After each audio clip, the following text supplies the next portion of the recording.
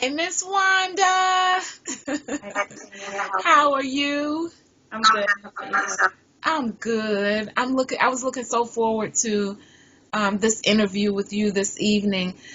So many things. I've read your bio and I've watched you, and I've actually known you as an industry stylist for quite some time, and just the different endeavors and things that you've had. What made you decide to be a stylist? Hmm. Well, the honest to God truth is because my grandparents would not give me what I wanted, and I needed to work, and I knew how to do hair because I was raised up around aunts, friends, and family. People that just did hair, Yeah. and I knew how to do it. So when I was in college, I was like, I need money, so I'm going to hair school. So what were you in college for? I got my degree in business administration, minor in accounting. Okay. How different is that aspect of education or that particular industry, although you went to hair school? How different is that from being a stylist, a licensed cosmetologist, the industry? Well, actually, it's not. It's a big difference, but not that much when it comes to business. When it comes to business wise, it's the same across the board. From 0 to 10, it's the same Yeah. because business is business as long as you know how to handle your business. But as far as uh, getting my degree in business and maybe working for another company, like a corporate company. Not Yes. saying that hair salons can't be corporate, because there are a lot of them that are. Right. But the difference is that in the hair industry, um, you're a little more relaxed. You get to run your own business if you want, or if you choose to work for um, a commission-based salon, or however you choose to do it. But I don't see that much of a difference, except for you're an artist and you get to do what it is you want to do and just free flow with it. You Awesome. know? So You get to express yourself. you get to express yourself Express a lot yourself. more. Awesome. What is it that you like in particular about the hair industry or the beauty industry? Um, I don't have one thing, I don't love one thing more than the other. The Mhm. reason being is because you limit yourself when you do. I feel that's just my personal opinion for me. I agree. Um, that's why I color, I cut, keratin treatment, extensions, um, you name it, relaxers, however it go, I do it. And I think the only thing that I have limited myself in is maybe doing makeup. How to do a little bit of it, and I've been practicing it a little bit. So now I'm trying to broaden my horizon with that. But for the most part, everything about beauty I love, Awesome. Same hands here. down. And it's so funny because one of the questions I thought to ask you was, did you think you had touched, every aspect of the hair industry? And I hear that you're still pushing for new entities within the industry. Yeah, I am. Actually, I don't feel like I've touched everything that I want to. I just have touched things that are more obtainable at this point. Yes. But I feel there's more out there globally for me. Um, Yes. I love that so word. I love the I'm word sorry. globally. I'm sorry. I love the word globally. Sorry about that. That's just one of my favorite words is globally. So yeah, I'm with you. Yeah, I just feel that it is somewhere across the water. There's something over there for me to do, and I'm gonna find out hopefully soon. So I hear that traveling is definitely something that you enjoy when I hear you say globally, because on that aspect it would require you to travel. Do you feel that there are plenty of opportunities within the hair industry that would allow a stylist such as yourself an opportunity to travel? And do you have one personally that you could share maybe in your time as a stylist? Well, it's been almost a year and a half now that I went to Doha, Qatar, and that is most people would think it more of a Middle Eastern country, but it is an Asian country. It is about a 30-minute flight from Dubai, but it's still Asian. Um, But I went there. It was not the country for me, but it is beautiful. And even though the women cover, the beauty industry is the same Oh, wow. there. They love makeup, they love hair, they love dressing, but they cover because of their faith. Right. And when they uncover, trust me, it's It's it's amazing. amazing.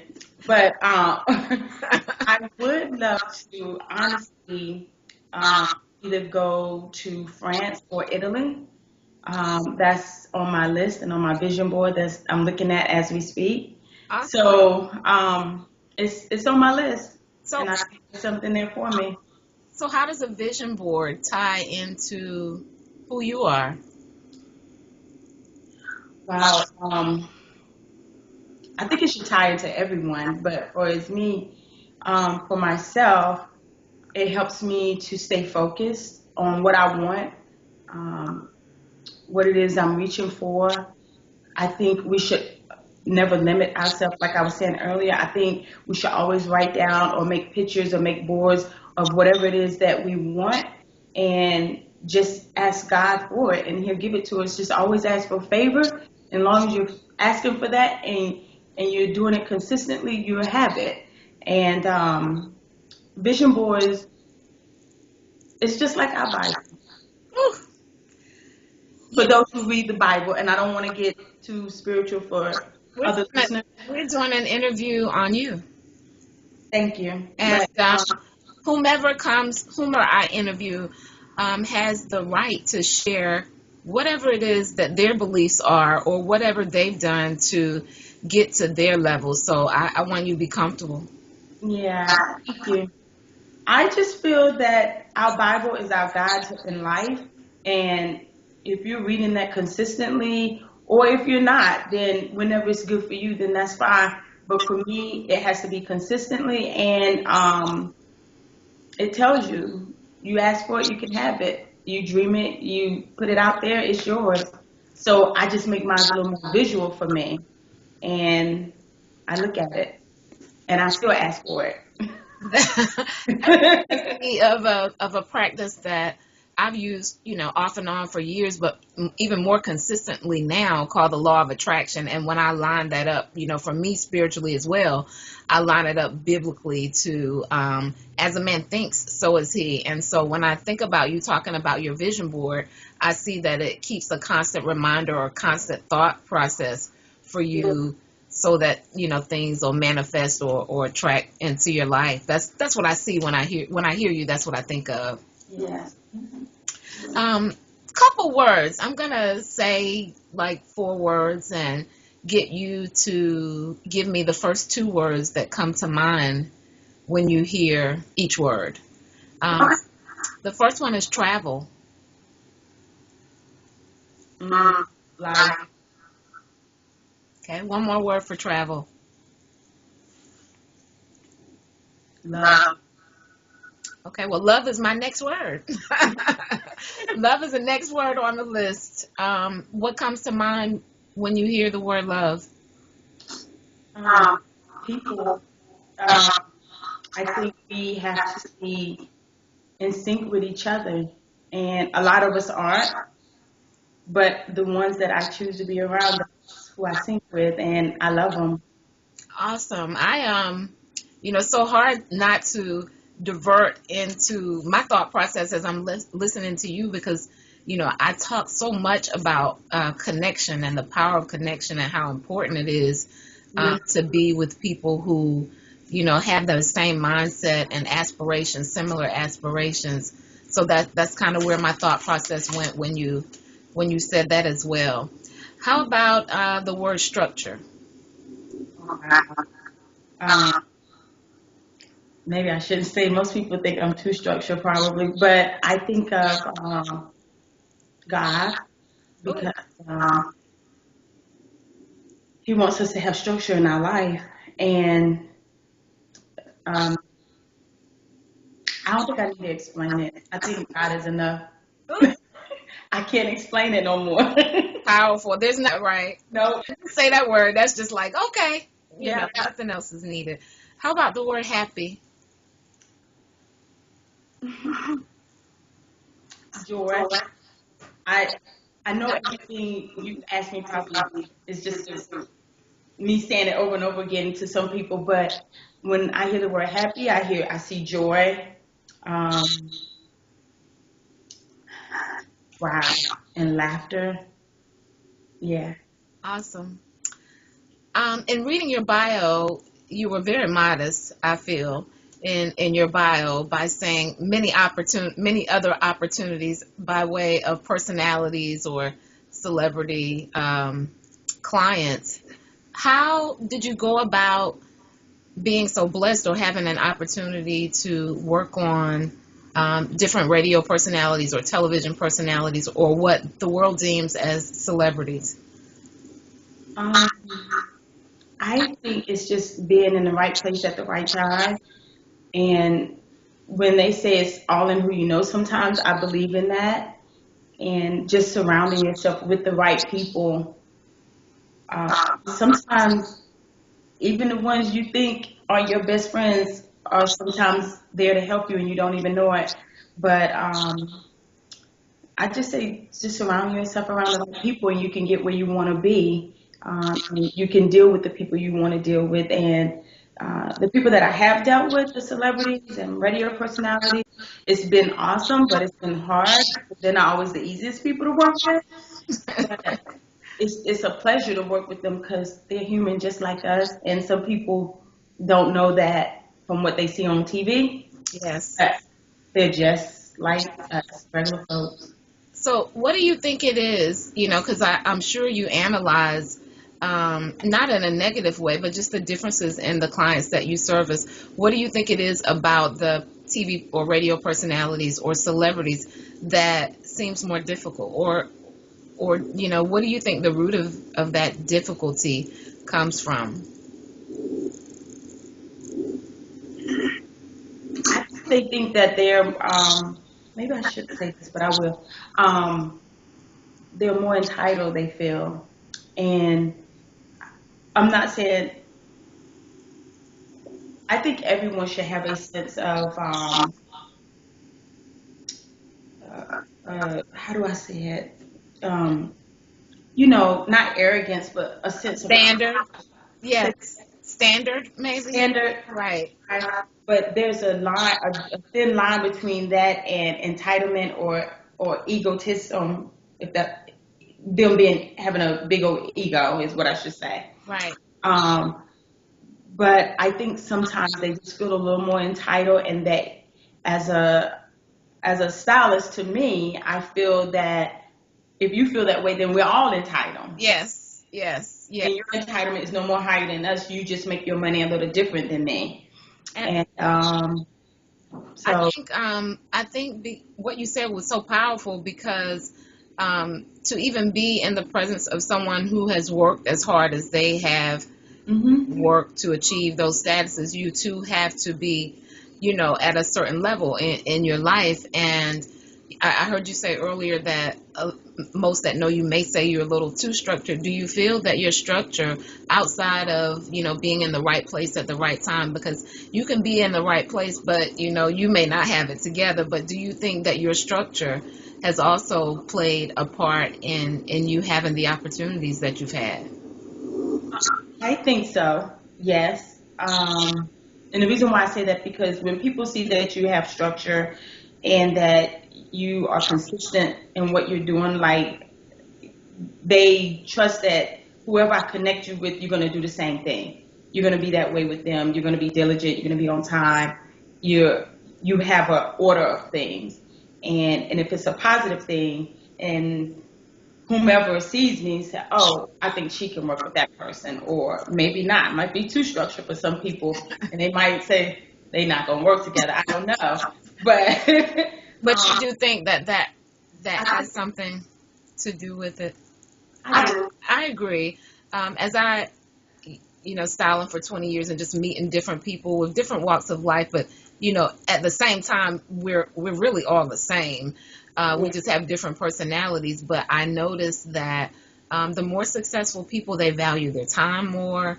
They are a little more particular, and I think that one of the reasons that those things are attracted, you attract those things in your life is because of who you are, your structure and your drive.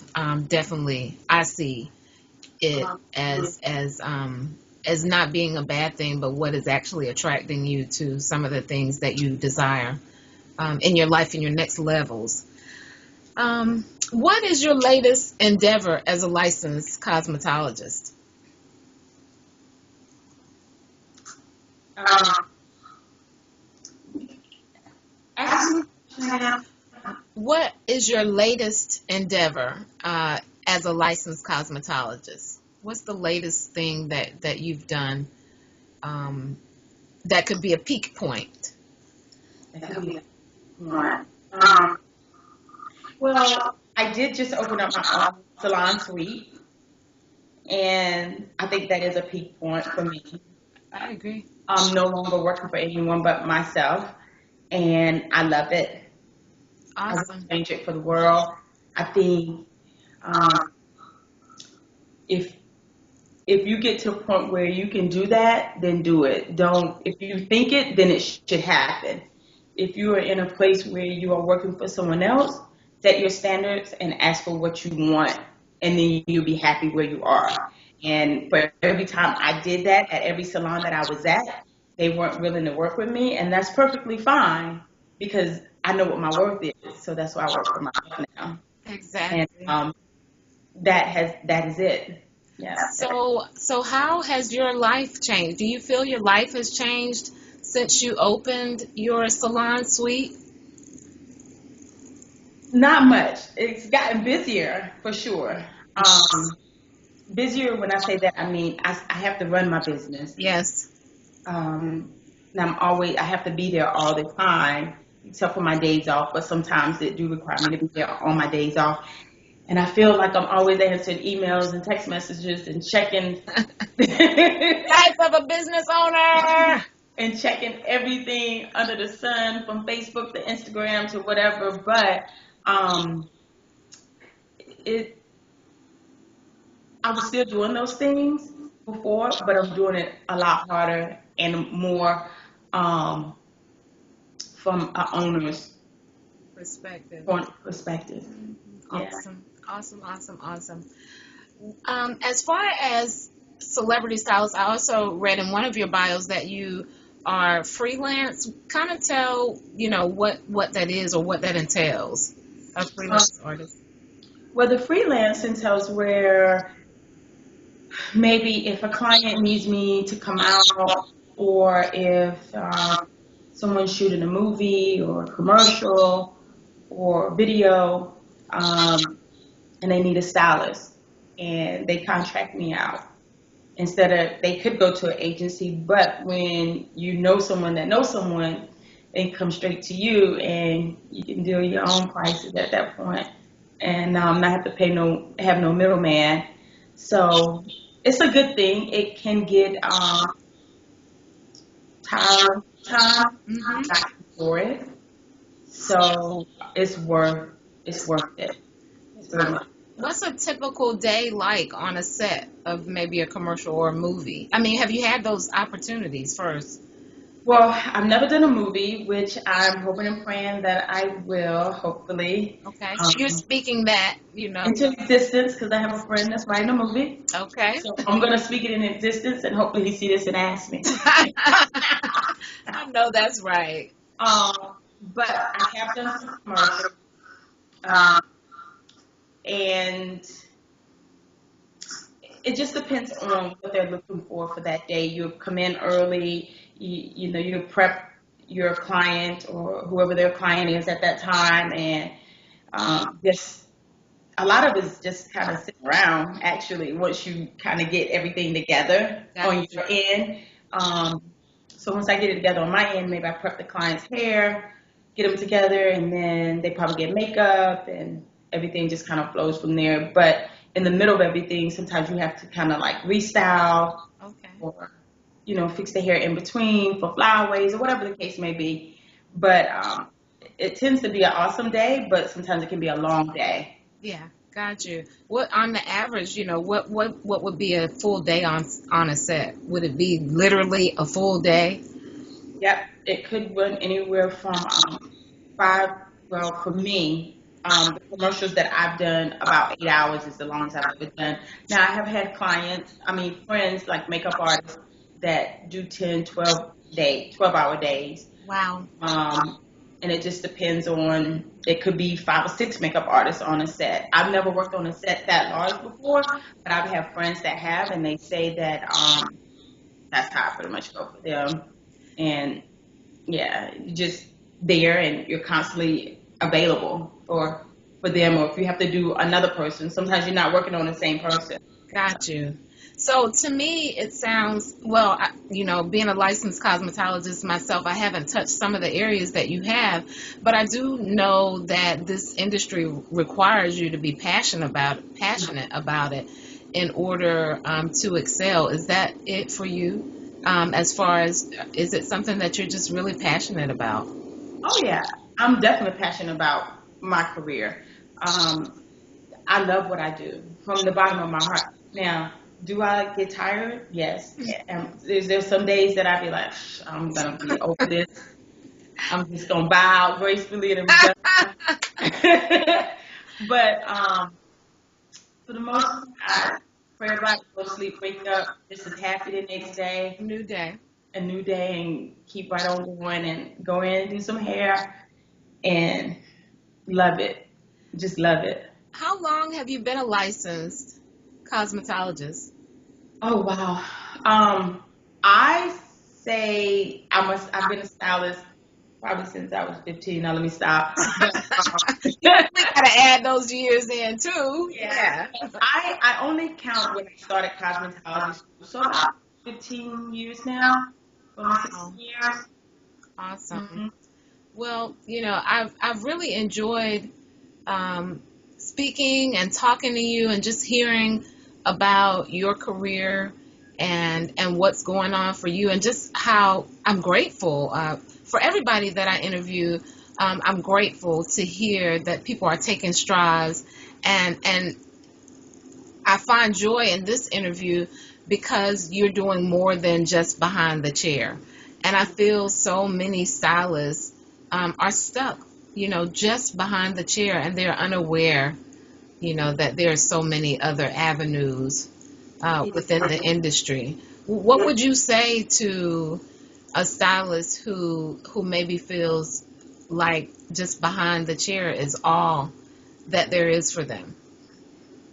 Well, you can stay behind that chair, but when you go home at 8 o'clock or whatever, you need something making you money 24 hours a day. I feel personally, and I am working on that.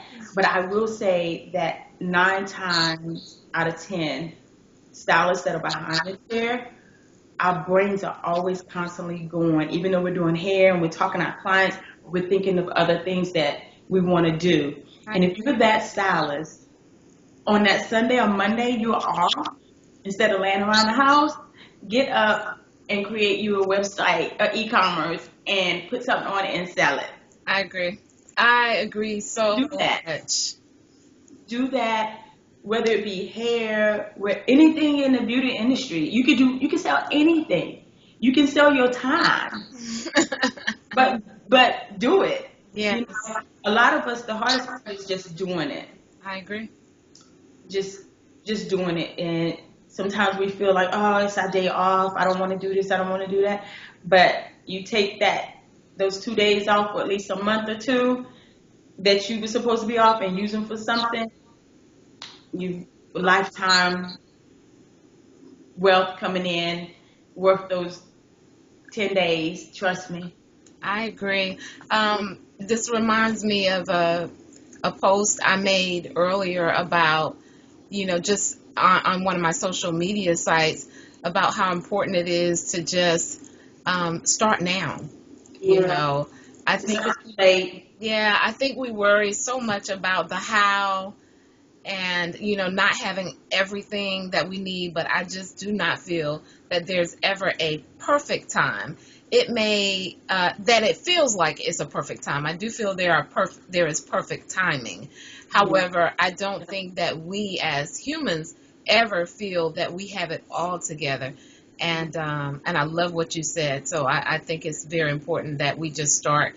And I also think that the salon industry is a very creative industry. And I thought about that when you were saying how much, stylists are always thinking. And that's because, we're creative. And I think they will love what you said about putting that to use and creating residual income. Well, I'm just looking forward. I'm going to keep up with you and follow you. I tell everybody I follow you. I'm not stalking you, but I do follow you because I love people and I love the industry that I'm in. And I think, there's so many creative people like yourself who the world needs to hear more and see more. And so this is kind of my way of giving back. And it blesses me. I mean, when I finish an interview, I'm feeling just like I'm feeling now, like I'm high. And it's just a joy, a natural connection that occurs when I'm interviewing a stylist who just seems to be on the next level, and you definitely seem to be on the next level. You're welcome, dear. Thank you so much for allowing me the opportunity to um, expose a piece of your life to the world globally. Thank you for having me. You're welcome. It was my pleasure. Thank you.